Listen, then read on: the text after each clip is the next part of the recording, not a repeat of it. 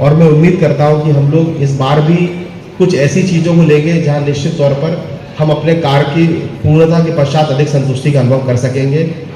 हर साल जैसे वृक्षारोपण का कार्यक्रम होता है, इस बार भी शासन की तरफ से एक वृक्ष माँ के नाम का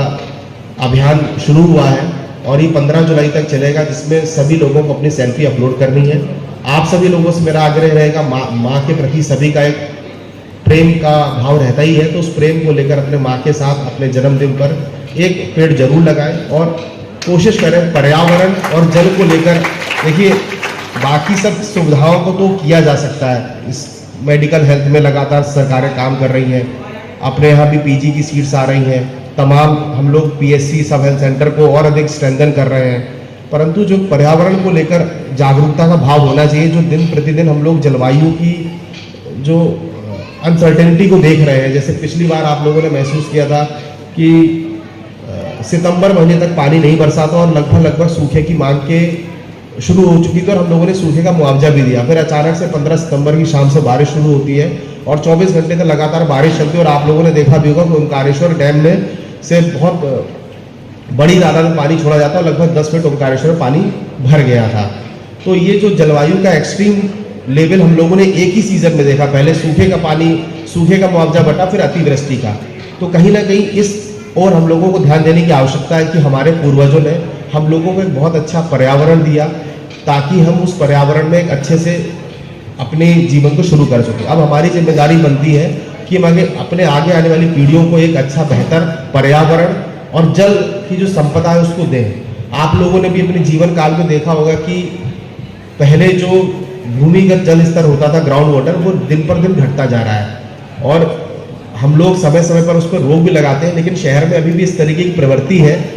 कि सब लोग मकान बनाने के लिए जल नलकूपकरण करवाते हैं और उसमें बहुत बिना सोचे समझे पानी को बहुत अधिक व्यर्थ बहाते हैं। तो मेरा आप सभी लोगों से आग्रह रहेगा कि इन सब चीज़ों की बहुत छोटी छोटी चीज़ें हैं। पानी कोई भी पैदा नहीं कर सकता है, ऑक्सीजन कोई भी पैदा नहीं कर सकता है, तो पानी जो एक धरोहर है और जिस तरीके से अपने देश में जनसंख्या बढ़ रही है, तो निश्चित तौर पर जो वर्तमान में जल की उपलब्धता है उसको लेकर सभी को बहुत अधिक गंभीर होना पड़ेगा। तो यदि हम कहीं भी किसी भी, और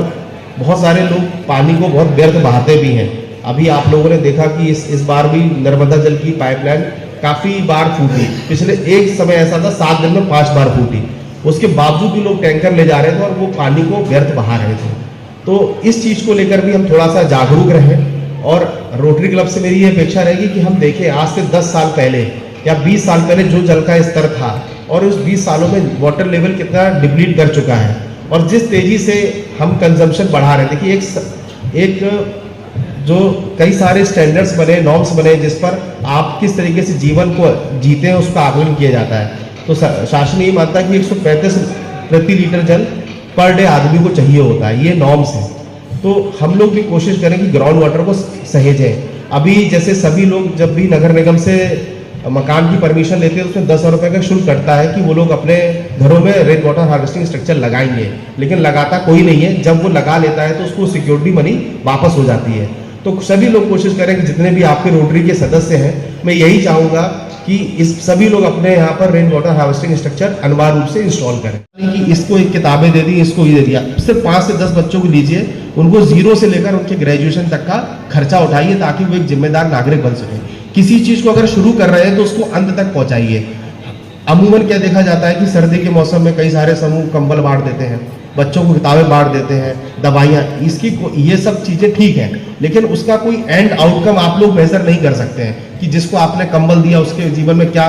गुणात्मक परिवर्तन आया, किसी को आपने किताबें दी उसके। तो कम से कम अगर रोटरी के जो भी नई कार्यकारिणी बनी, कम से कम 5 से 10 गरीब बच्चों का 0 से लेकर, अगर वो छोटे हैं तो ग्रेजुएशन तक का खर्चा उठाए ताकि वो अपने पैरों पर खड़े होकर जिम्मेदार नागरिक बन सके, वापस सोसाइटी के लिए पुश कर सकें।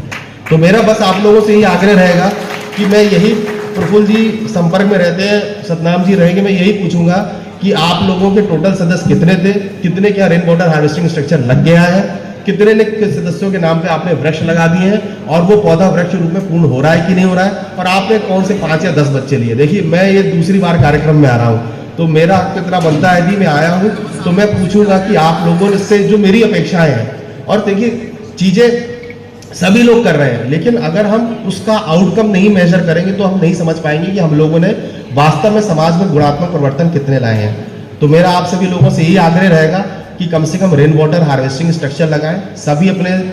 अपने लिए वृक्ष जरूर लगाएं, क्योंकि जितनी हम ऑक्सीजन कंज्यूम करते हैं उतनी हमारी भी जिम्मेदारी है कि उतना तो हम अपने लिए व्यवस्था करें। हम स्वार्थी ही हो जाए तो इतना तो सोचें कि हमको जितना पानी बारिश से मिल रहा है उसको हम जमीन में उतारें और कोई भी व्यर्थ में पानी ना बहाएं। बिजली भी बनती है तो किसी ना किसी कॉस्ट में बनती है जिसको हम लोग शायद रियलाइज नहीं करते हैं, और बहुत सी जगह पर बहुत ये छोटे कॉन्ट्रीब्यूशन है जिसको यदि हम अपने जीवन का हिस्सा बना लेंगे और अपने माध्यम से दूसरे लोगों तक पहुंचाएंगे तो निश्चित तौर पर हम इस मानवता के लिए बहुत बड़ा कॉन्ट्रीब्यूशन देंगे। और मैं उम्मीद करता हूं कि जो मैंने आपसे बातें 2-3 चीज़ों में उम्मीद रखी है वो आप लोग उसको जरूर करेंगे और एक बेहतर समाज, एक बेहतर देश बनाने में हम सब लोग पूरी तरीके से शामिल होंगे। बहुत बहुत धन्यवाद।